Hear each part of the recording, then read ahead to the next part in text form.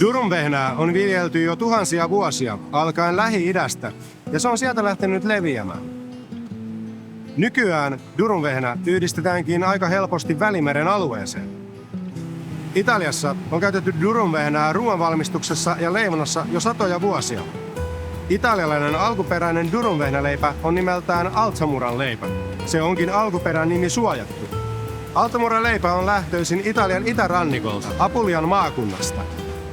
Aikaisimmat merkinnät tästä herkullisesta leivästä löytyvätkin vuodelta 1937 ennen ajanlaskun alkua. Tästä innoittuneena olemme valmistaneet tämän täyteläisen durumvehnäleivän, joka on nimetty Apulian maakunnan pääkaupungin Barin mukaan. Leivän luonteen pohjana toimii valmistamamme italialaistyylinen esitaikina. Tämä tuo leipään fermentoitunutta kypsää makua sekä kermaisuutta, joka korostaa durumvehnän omaa makua. Leivän sisältä löydätkin vaalean, hieman kellertävän taittavan pehmeän sisuksen.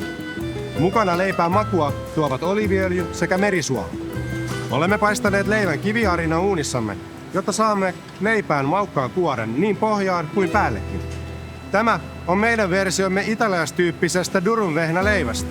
Tämä on Bari. Tervetuloa makujen maailmaan!